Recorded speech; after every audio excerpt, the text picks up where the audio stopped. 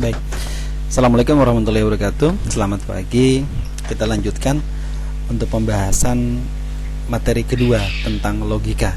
Ya, sebelumnya ini bagian kedua di logika ini karena materinya lumayan panjang, hampir ada 80 slide.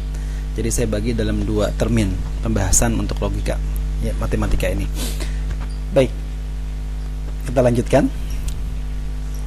Ini yang terakhir tadi, yang terakhir sebelum di video yang sebelumnya, ini tentang implikasi dalam bahasa pemrograman.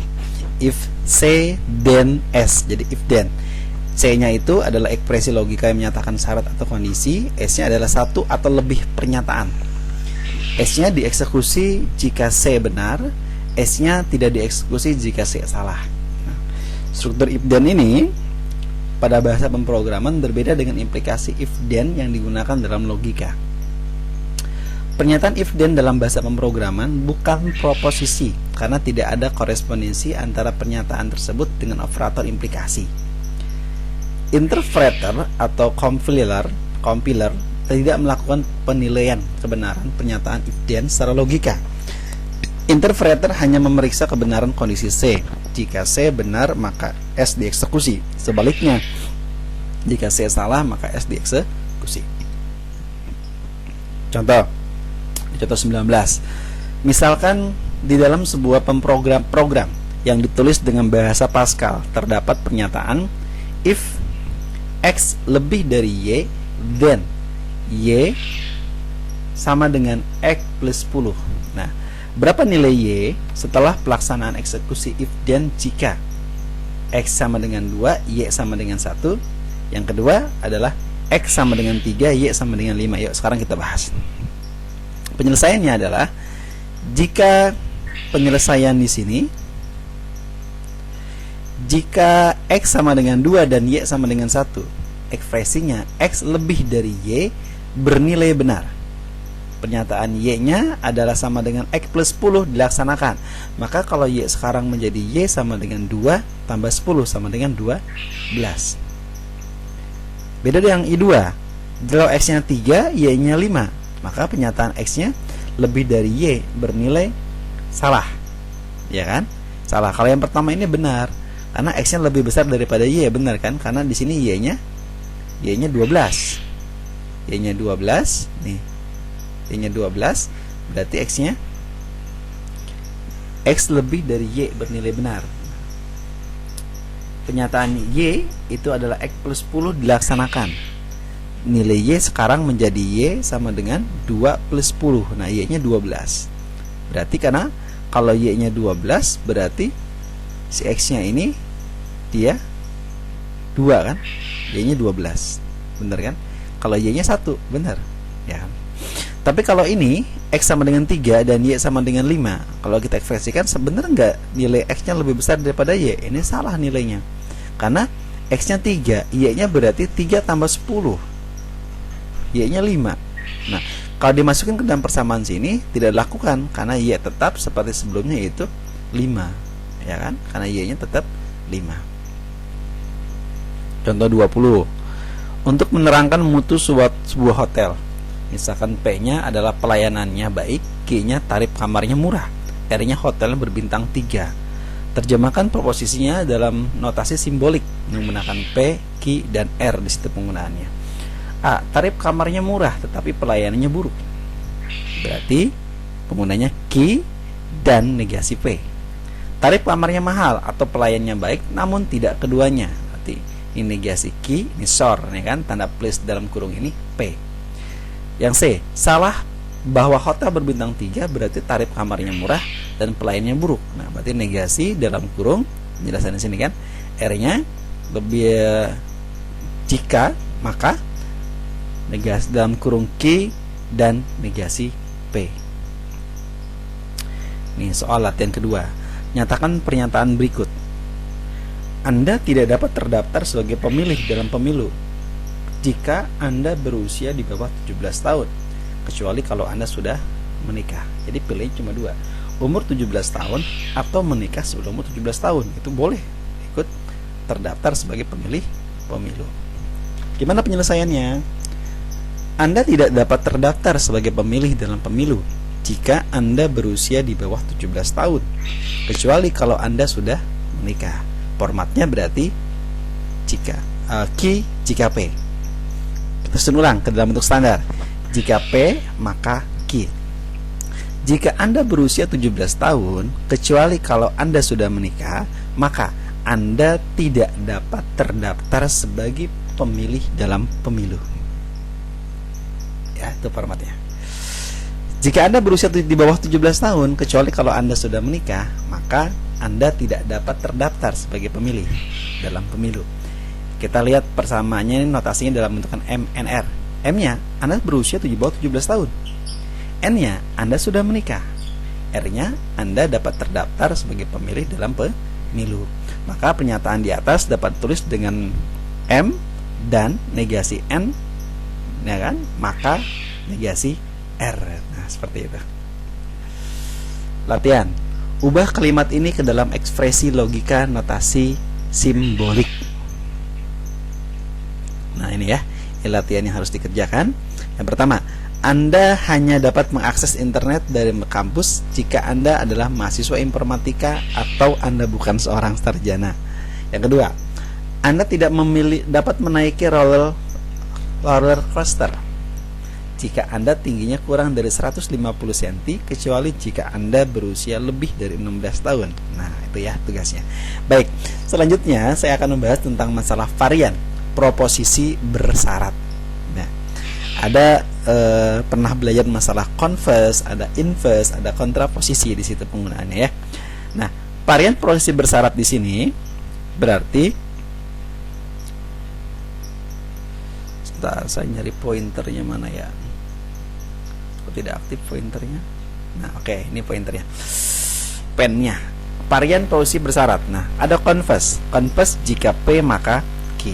Inverse berarti negasi P maka negasi Q. Kontraposisinya berarti negasi Q maka negasi V. Nah, sekarang lihat ini.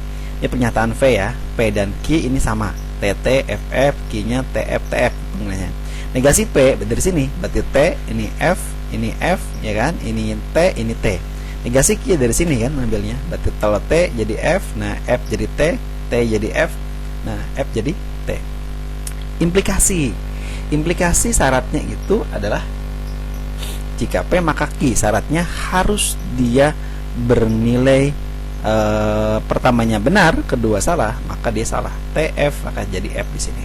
Itu implikasi. Nah, sekarang converse, negasi jika Q maka P dibalik. Sekarang Q dan P. TT, FT, TF, FF. Nah, berarti yang ini yang TF nih. Nah, ini yang F nih nilainya nih. Nah, di sini kan dia adalah converse. Ini namanya converse. Ini converse. Ya kan? Nah, ada kemudian berikutnya ada inverse. Ini inverse. Inverse berarti adalah negasi P maka negasi Q. Nah, negasi V-nya adalah F ke F, dia adalah T, FT adalah T, TF. Nah, ini F gitu kan. T maka T. Itu adalah inverse. Kemudian ketiga adalah kontraposisi. Ini kontraposisi. Negasi Q maka negasi P. Kebalikan dari sini ya. Nih, kebalikan dari inverse. Nah, sekarang lihat dari negasi Q ke ini. Nah, sekarang dari sini ke sini. Nah, penggunanya dari sini ke sini. F F T T F F T F T T T T T, ya kan? Nah, penggunanya di sini. Nah, dari hasil ini sebenarnya dia pengembalian di sini. Nah, si ini sama dengan sini. Sama kan? Ya kan? Jadi implikasi dengan kontraposisi adalah sama. Ya kan? Adalah sama. Nah, sekarang lihat si converse inverse ini. Nah, converse dengan inverse. Ya kan? Dia nilainya adalah sama. Sebenarnya dia adalah kebalikan, itu varian dari proposisi bersyarat. Ini syaratnya. Contoh 21. Tentukan converse, inverse, dan kontraposisi dari jika Amir mempunyai mobil, maka ia orang kaya. Jika P, maka Q. V-nya Amir mempunyai mobil, Q-nya ia orang kaya. Konversnya berarti jika Amir orang kaya, maka ia mempunyai mobil. Inversnya berarti jika Amir tidak mempunyai mobil, maka ia bukan orang kaya.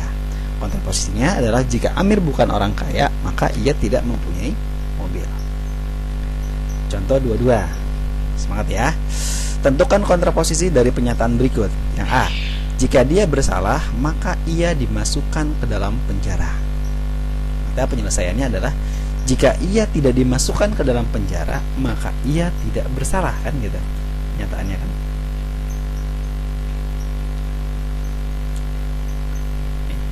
Yang B. Yang B ini, jika 6 lebih besar dari 0, maka 6 bukan bilangan negatif. Maka jika 6 bilangan negatif, maka 6 tidak lebih besar daripada 0. Yang C, Iwan lulus ujian hanya jika ia belajar. Maka jika Iwan lulus ujian, maka ia sudah belajar. Kontraposisinya berarti di sini jika Iwan tidak belajar, maka ia tidak lulus ujian. Ya kan? Kemudian yang D, hanya jika ia tidak terlambat, maka ia akan mendapatkan pekerjaan. Maka di sini kontraposisinya adalah jika ia terlambat, maka ia tidak akan mendapatkan pekerjaan itu. Yang E, perlu ada angin agar layang-layang bisa terbang. Yang E berarti ada angin adalah syarat perlu agar layang-layang bisa terbang. Ini ekivalen dengan jika layang-layang bisa terbang, maka hari ada angin. Kontraposisinya berarti jika hari tidak ada angin, maka layang-layang tidak bisa terbang. Bisa dipahami ya? Bagus, gampang ya. Kemudian yang F, cukup hari hujan agar hari ini dingin. Nah, berarti kan hari hujan adalah syarat cukup agar hari ini dingin. Berarti ekivalen dengan jika hari hujan, maka hari ini dingin. Berarti kontraposisinya adalah jika hari ini tidak dingin, maka hari ini tidak hujan. Kemudian ada bikondisional, biimplikasi. Nah, biimplikasi ini adalah P jika dan hanya jika Q. Nah, lambangnya tanda panah bolak-balik di sini. Ya kan? Nah, cara menghafalnya ini, syarat untuk cara menghafalnya adalah kalau dia di sini adalah biimplikasi. Nah, biimplikasi jadi adalah tanda panah bolak-balik.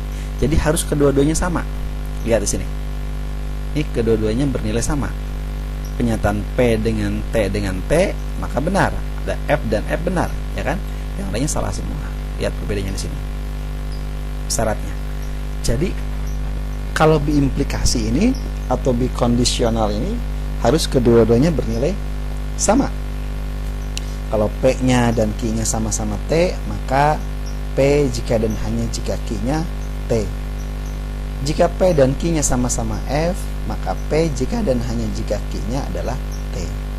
Jadi boleh diartikan bahwa ekivalen jika P jika dan hanya jika Q ekivalen dengan dalam kurung P, nih ekivalen dengan ini kan, ekivalen dengan P dan Q ini ekivalen dengan dan Q, maka P.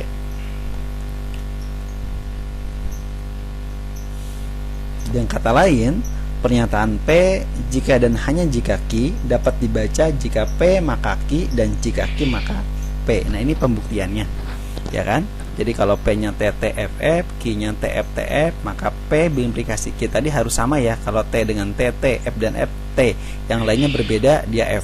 Kemudian P dan ini Q, ini implikasi. P jika P maka Q, maka ini harusnya tadi kalau TF salah tuh, TF salah, yang lainnya benar semua. Q maka P di sini Q dan P. Mana yang TF? Nih yang TF ini kan, nih TF. Berarti ini false, yang lainnya benar. Nah sekarang kolom yang P dan Q ini dan ini, ya kan? Kalau dan ini berarti dia kalau dan harus kedua-duanya bernilai benar, maka dia benar. T dan T benar, T. F dan T, F. T dan F, F. T dan T adalah T, ya kan? Nah, kata lain bahwa pernyataan dari P jika dan hanya jika Q dapat dibaca jika P maka Q dan jika Q maka P. Cara-cara menyatakan biconditional atau tadi biimplikasi ya. P jika dan hanya jika key di sini. P jika dan hanya jika key. P adalah syarat perlu dan cukup untuk key. Jika P maka key dan sebaliknya. F if. Nah, ini key di sini. Ya kan? Ini cara-caranya. Jadi boleh menggunakan yang mana saja nih cara di sini. Ada 4 alternatif, ada 4 option dalam menyatakan biconditional atau biimplikasi. Proposisi majemuk berikut adalah biimplikasi. A. 1 tambah 1 sama dengan 2 jika dan hanya jika 2 tambah 2 sama dengan 4. Yang B. Syarat cukup dan syarat perlu agar hari hujan adalah kelembaban udara tinggi. C. Jika Anda orang kaya maka Anda mempunyai banyak uang dan sebaliknya. Bandung terletak di Jawa Barat if Jawa Barat adalah sebuah provinsi di Indonesia. Berikutnya contoh 23. Tuliskan setiap proposisi berikut dalam bentuk P jika dan hanya jika Q. Ya kan? Jika udara di luar panas maka Anda membeli es krim dan Anda akan membeli es krim di luar jika udaranya panas, ya kan? Nih, A ini. Yang A nih, ya kan? Udaranya panas. Nah, sekarang kita lihat penyelesaiannya. Anda membeli es krim jika dan hanya jika udara di luar panas, ya kan? Nah, ada kata di sini nih. Jika dan hanya jika. Nah, ini. Ini kan? P, jika dan hanya jika. Yang B sekarang. Syarat cukup dan perlu Anda memenangkan suatu pertandingan adalah Anda melakukan banyak latihan. Lihat opsi jawabannya. Anda memenangkan pertandingan jika dan hanya jika Anda melakukan banyak latihan. Oke. C. Anda naik jabatan jika Anda punya koneksi dan punya koneksi jika Anda naik jabatan. Berarti yang C-nya ini, Anda naik jabatan jika dan hanya jika Anda punya koneksi. Ya. D. Jika Anda lama menonton televisi, maka mata Anda lelah. Begitu sebaliknya. Berarti kita lihat penyelesaiannya adalah mata Anda lelah jika dan hanya jika Anda lama menonton televisi. Yang E. Kereta api datang terlambat tepat pada hari-hari ketika saya membutuhkannya. Berarti penyelesaiannya adalah kereta api ini datang terlambat jika dan hanya jika saya membutuhkan kereta hari itu. Nah, itu adalah biimplikasi. P jika dan hanya jika Q. Bisa ya? Mudah ya? Next berikutnya, contoh 24. Diberikan pernyataan perlu memiliki password yang sah agar Anda bisa log on ke server. Nyatakan pernyataan di atas dalam bentuk proposisi jika V maka Q. Yang B, nyatakan ingkaran, converse dan inverse dan kontraposisi dari pernyataan tersebut. Misal, P-nya Anda bisa log on ke server. Q, memiliki password yang sah. Berarti yang A, jika Anda bisa log on ke server, maka memiliki password yang sah. Ingkarannya, Anda bisa log on ke server dan tidak memiliki password yang sah. Ingkaran, ini kan ketidakmungkinan. Kemudian converse-nya, jika Anda memiliki password yang sah, Anda pasti bisa log on ke server. Converse. Inverse, jika Anda tidak bisa log on ke server, maka Anda tidak mempunyai password yang sah. Benar ya? Nah, kontraposisinya, jika Anda memiliki password yang salah, jika Anda memiliki password yang sah, maka Anda tidak bisa log on ke server. Sama ya? Ini sudah diimplikasi, biconditional, kemudian dibuatkan keingkaran, ke converse, inverse, dan kontraposisi. Bila dua proposisi majemuk yang ekivalen di biconditional, maka hasilnya adalah tautologi. Ada suatu teorema. Dua buah proposisi majemuk P dalam kurung P, Q dan seterusnya dan Q dalam kurung P, Q dan seterusnya disebut ekivalen secara logika, dilambangkan dengan P dalam kurung P, Q dan seterusnya. Ekivalen dengan Q dalam kurung P, Q dan seterusnya, maka P jika dan hanya jika Q adalah merupakan tautologi. Nilainya benar semua itu tautologi. Kita lihat soal latihan ketiga. Sebagian besar orang percaya bahwa harimau Jawa sudah lama punah. Tetapi pada suatu hari Amir membuat pernyataan kontroversial. Nah, pernyataan kontroversial menyatakan bahwa saya melihat harimau di hutan. Nah, jika saya melihat harimau di hutan, maka saya juga melihat serigala. Nah, misalkan kita diberitahu bahwa Amir kadang-kadang suka berbohong dan kadang-kadang juga jujur. Gunakan tabel kebenaran untuk memeriksa apakah Amir benar-benar melihat harimau di hutan. Nah, kita cek kebenarannya. Gimana penyelesaiannya? Sekarang, saya melihat harimau di hutan, kata Amir. B, jika saya melihat harimau di hutan, maka saya juga melihat serigala. Nah, kita buat pernyataan si Amir tadi. Si Amir menyatakan P, Amir melihat harimau di hutan. Q-nya, Amir melihat serigala. Berarti pernyataan yang A adalah P, pernyataan untuk B adalah jika P maka Q, ya kan? Nah, Amir melihat harimau, si A-nya. Si B-nya mengatakan bahwa kalau kita di simbolik, maka jika P maka Q. Lihat tabel kebenarannya. Tabel kebenarannya di sini berarti P, Q, ya kan? Nih, ini kan tabel kebenaran ini. Berarti P-nya T, T, F, F, Q-nya T, F, T, F. Nah, berarti P jika P maka Q. Nah, berarti yang tadi ya, kalau dia T, T maka T. Yang TF ini yang salah nih. Nah, ini kalau ini implikasi. Nah, ini intinya. Harus hafal nih. Penilai salah. Ada kasus satu. Amir dianggap berbohong. Maka apa yang dikatakan Amir? Itu keduanya salah. Jadi P-nya salah dan Q-nya salah kalau Amir dianggap berbohong. Kasus kedua, Amir dianggap jujur. Maka apa yang dikatakan Amir keduanya benar. Berarti V-nya benar dan Q-nya benar, ya kan? Nah, maka tabel ditunjukkan bahwa memungkinkan bahwa P dan Q, nah P dan P maka Q benar, tetapi tidak mungkin keduanya salah. Ini berarti Amir mengatakan yang sejujurnya, dan kita menyimpulkan bahwa Amir memang benar melihat harimau di hutan itu. Soal latihan keempat. Nah, sebuah pulau didiami oleh dua suku asli. Penduduk suku pertama selalu mengatakan hal yang benar, sedangkan penduduk yang kedua, suku lainnya, selalu mengatakan kebohongan. Anda tiba di pulau ini dan bertanya kepada seorang penduduk di tempat, apakah di pulau tersebut ada emas atau tidak? Ia menjawab, ada emas di pulau ini jika dan hanya jika saya selalu mengatakan kebenaran. Apakah ada emas di pulau tersebut? Yuk, kita cari kebenarannya. Penyelesaiannya, soal nomor 4 ini berarti statementnya adalah ada emas di pulau ini jika dan hanya jika saya selalu mengatakan kebenaran. Misalkan P, saya selalu mengatakan kebenaran. Q, ada emas di pulau ini. Ekspresi logikanya adalah P jika dan hanya jika Q. Tinjau dua kemungkinan kasus. Yang pertama, kasus pertama, di situ orang yang memberi jawaban adalah orang dari suku yang selalu mengatakan hal yang benar. Kasus kedua adalah orang yang diberi jawaban adalah orang dari suku yang selalu menyatakan hal yang bohong. Kasus pertama kita bahas, orang tersebut selalu mengatakan hal yang benar. Ini berarti P benar, dan jawaban terhadap pernyataan kita pasti juga benar, sehingga pernyataan B implikasi tersebut bernilai benar.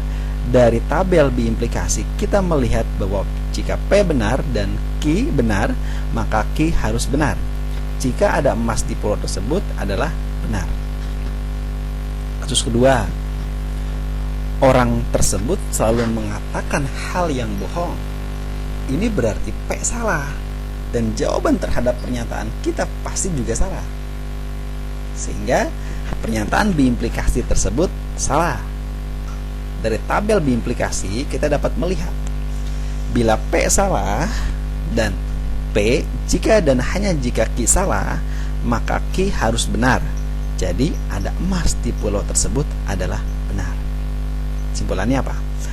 Dari kedua kasus kita selalu berhasil menyimpulkan bahwa ada emas di pulau tersebut.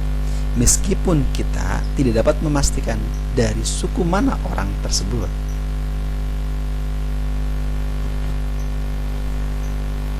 Oke, mana bisa paham? Lanjut ya. Berikutnya argumen.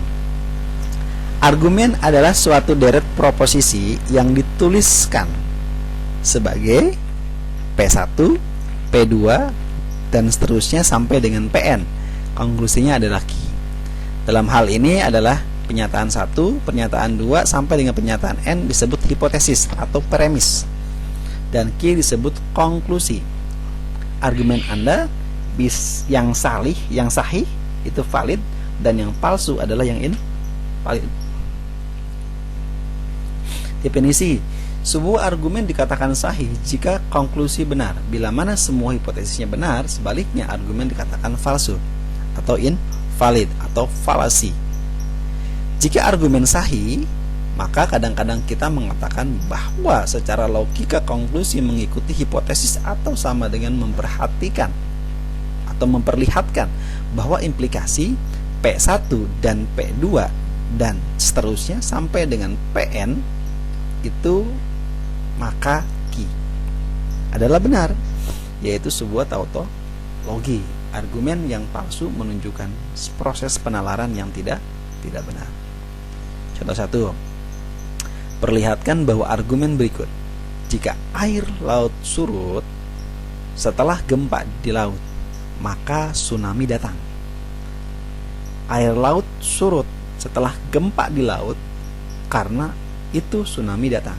Ini sahih. Penyelesaiannya adalah P. Air laut surut setelah gempa di laut. Q-nya tsunami datang. Argumen berarti jika P maka Q. Kedua, P maka konklusinya adalah Q. Ada dua cara yang dapat digunakan untuk membuktikan kesahihan ini, argumen ini, adalah dengan cara pertama. Bisa kita bentuk tabel kebenarannya. P, Q, dan jika P maka Q. P, Q. P berarti TTFF, Q-nya TFTF. Jika P maka Q. Tadi harus berduanya bernilai yang salah baris kedua. Karena TF, kalau T-nya pertama dia T, kedua adalah F, maka dia F, yang artinya T semua. Baris pertama adalah T, baris kedua adalah F, baris ketiga adalah T, baris keempat adalah T. Argumen dikatakan sahih jika semua hipotesisnya benar, maka konklusinya benar. Kita periksa, apakah hipotesis P dan jika P maka Q benar, maka konklusi Q juga benar, sehingga argumen dikatakan benar.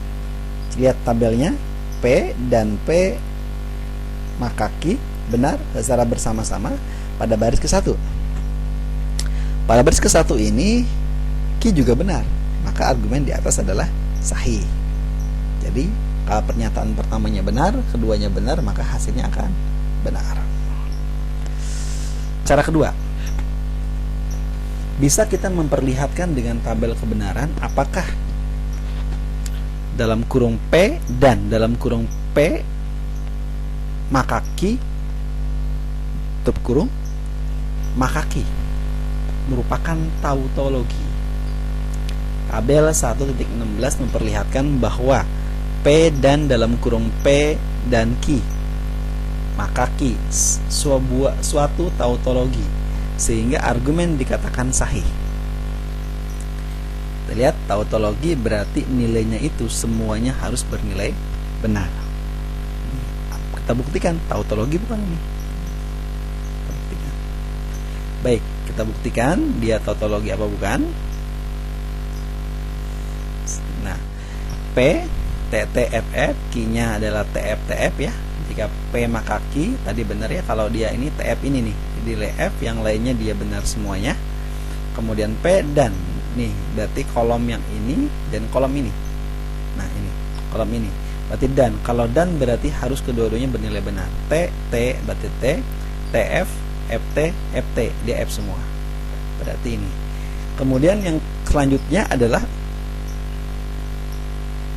Nah, P dan. Jadi P dan ini. P dan ini maka. Nah, ini kan. Nah, sekarang P dan ini udah ketemu ini. Sekarang ini dan negasi Q. Nah, negasi Q. Berarti kita di sini ya perlu membuat dengan negasi Q. Saya tambah di sini ya buat alat bantu ya. Ini kan ada ini Q-nya ya. Q-nya nggak ada di sini. Q-nya dari sini. Berarti bisa dari sini ke sini. Saya kasih warna lain deh. Oh, nggak usah warna merah aja. Nah, ini ke sini nih. Nah, ke sini ya. Berarti di sini. Nah, ini. Maka Q. Berarti tadi bilang kalau yang TF itu yang salah. Yang lainnya benar. Yang pertama ini. T ke T. Oh, benar. T. F F. Benar. T. F T. Benar. T. F F. Benar. Ini yang dinamakan yang namanya suatu yang namanya tautologi. Penarikan kesimpulan di dalam argumen ini merupakan modus yang dipakai adalah modus ponen. Nah, telah memperhatikan bahwa modus ponen adalah argumen yang sahih katanya. Baik, contoh kedua. Perhatikan bahwa penalaran pada argumen berikut. Jika air laut surut setelah gempa di laut, maka tsunami datang. Tsunami datang, jadi air laut surut setelah gempa di laut. Tidak benar katanya argumen ini. Kita lihat argumen ini dikatakan sebagai argumen yang tidak sahih atau palsu di sini. Penyelesaiannya, argumen di atas berarti berbentuk, nah jika P maka Q. Q maka konklusinya adalah P. Maka ini terjadi pada baris ketiga, ya kan? Kalau baris ketiga, kalau pernyataan P-nya informasi sumbernya salah, kemudian pernyataan Q-nya bernilai benar, dia mengiyakan kebenarannya, tetapi dia akan menghasilkan suatu konklusi yang si P yang salah konklusinya itu ya. Ini kan, dia T, maka konklusinya jadi nilai salah. Dari tabel nampak ya bahwa hipotesis Q dan jika P maka Q benar, maka baris ketiga ini konklusinya P-nya salah. Jadi argumen tersebut tidak sahih atau palsu, sehingga penalaran menjadi bernilai tidak benar. Next, selanjutnya contoh ketiga. Periksa kesahihan argumen berikut. Jika 5 lebih kecil dari 4, maka 5 bukan bilangan prima. 5 tidak lebih kecil dari 4. 5 adalah bilangan prima. Penyelesaiannya, P 5 lebih kecil daripada 4. Q-nya 5 adalah bilangan prima. Nah, sekarang kita lihat argumennya, berarti P maka negasi Q. Negasi P maka kesimpulannya adalah Q. Kita lihat nih kolom ini. Ya kan? Berarti si Q-nya bernilai salah di sini, Q-nya. Nah, P jika P maka negasi Q benar. Kemudian negasi P. Nah, negasi P berarti ini nah, bernilai negasi P ya, negasi P. P-nya itu ini berarti benar ya, P-nya itu. Maka konklusinya adalah salah di sini. Konklusinya. Oh, berarti ini nih, sebentar. Saya bantu di sini berarti ada kesalahan nih. Kesalahan di sini. Nah, kalau ini dipakai negasi P, ya kan? Maka ini, nah ini T-nya di sini nih, harus ini lompat dia ya. Ini T di sini, T. Nah, sekarang berarti kalau ini, nih baris yang ini ya.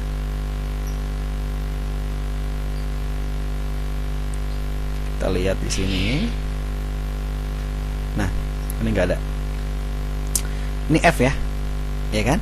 Ini pernyataan pertama, statement yang pertama ini benar nih, T. Statement yang kedua adalah negasi P ini ya, T, ya kan, benar, ya kan, ini juga benar. Tapi konklusinya di sini Q-nya adalah bernilai salah di sini V-nya. Maka tabel tersebut nilai kebenarannya hipotesis kedua tersebut dan konklusi tersebut, maka baris ketiga dan keempat pada tabel tersebut adalah baris yang dimana P maka negasi Q dan negasi P secara bersama-sama, tetapi pada baris keempat konklusi Q salah meskipun pada baris ketiga konklusi benar. Ini adalah argumen yang palsu. Perhatikan bahwa meskipun konklusi dari argumen tersebut kebetulan merupakan pernyataan yang benar, ya, 5 adalah bilangan prima adalah benar, tetapi konklusi argumen tidak sesuai dengan bukti argumen tersebut bernilai palsu. Nah, ini beberapa argumen yang sudah tadi dibahas di sebelumnya. Beberapa argumen yang bisa kita tarik kesimpulannya. Jadi di sekolah dulu di SMA juga pernah belajar cara penarikan kesimpulan gitu kan. Ada modus fonen, ada modus tolen, ada silogisme yang dipakai di SMA itu. Nah, di perguruan tinggi juga sama. Yang pertama adalah modus fonen. Premisnya adalah yang pertama ini kan. Nah, jika P maka Q. Premis kedua P, konklusinya adalah Q. Itu modus fonen. Apa sih fonen? Fonen itu panon, lihat depan. Kalau pernyataan pertamanya P, Q. Lihat berarti P, depan P apa? Q. Konklusinya adalah Q. Fonen. Cara ngapalnya begitu. Kemudian yang kedua adalah modus tolen, tolakan. Nah, jika P maka Q, tolakan Q. Tolakan Q apa? Tolakan P gitu. Itu modus tolen, tolakan, ya. Kemudian yang selanjutnya yang ketiga ada namanya silogisme disjungtif. Nah, kalau ini baru di perkuliah. P maka Q di sini kan? P atau Q. Negasi P, jawabannya adalah Q. Itu disjungtif. Ada simplikasi. Nah, penyataannya adalah P dan Q. Nah, P dan Q di sini, maka konklusinya adalah P. 5 adalah penjumlahan. Kalau penyataannya P, konklusinya adalah P atau Q. Kemudian konjungsi P, Q, P dan Q. Nah, itu ya. Jadi ada kurang lebih ada 6 di situ. Selanjutnya ada aksioma. Aksioma, teorema, lema dan karolari. Nah, apa itu aksioma? Aksioma diartikan sebagai proposisi yang diasumsikan benar. Aksioma tidak memerlukan pembuktian kebenaran lagi. Contoh-contoh aksioma di sini. Pertama, untuk semua bilangan real X dan Y berlaku X plus Y sama dengan Y plus X. Hukum komutatif penjumlahan. Ini nggak perlu diragukan lagi. 1 tambah 2 sama dengan 2 tambah 1. 5 tambah 5 sama dengan 5 tambah 5. 5 tambah 10 sama dengan 10 tambah 5. Itu kan berlaku aksioma yang benar kan. Tidak perlu lagi dibuat cari kebenarannya. Udah pasti dia bernilai benar. Diasumsikan dia benar. Contoh kedua, jika diberikan 2 buah titik yang berbeda, maka hanya ada 1 garis lurus yang melalui 2 titik tersebut yang bisa dibuat, ya kan? Garis mana yang dibuat? Nah, titiknya mau di mana aja, mau sejajar, mau tegak lurus atau gimana. Ketika dibentuk dengan menggunakan garis, pasti dia akan berupa garis lurus. Contoh, yang ambil titik di sini sama di sini, ya kan? Kalau ditarik garis, dia pasti lurus. Gitu. Kalau pakai penggaris ya, ini kan nggak lurus. Teorema adalah proposisi yang sudah terbukti benar. Nah, bentuk lain atau khusus dari teorema ini namanya adalah lema dan karolari. Nah, contoh-contoh teorema. A. Jika 2 sisi dari sebuah segitiga sama panjang, maka sudut yang berlawanan dengan sisi tersebut adalah sama besar. B. Untuk semua bilangan real X, Y, dan Z, jika X kurang dari sama dengan Y dan Y kurang dari sama dengan Z, maka X kurang dari sama dengan Z itu berlaku hukum transitif. Contoh karolari, jika sebuah segitiga adalah sama sisi, maka segitiga tersebut sama sudutnya, ya kan? Nah, karolari ini merupakan mengikuti teorema yang A tadi kan, sama dengan di atas. Contoh lema, jika N adalah bilangan bulat positif, maka N-1 bilangan positif atau N-1 sama dengan 0. Itu lema. Baik, terima kasih untuk mata kuliah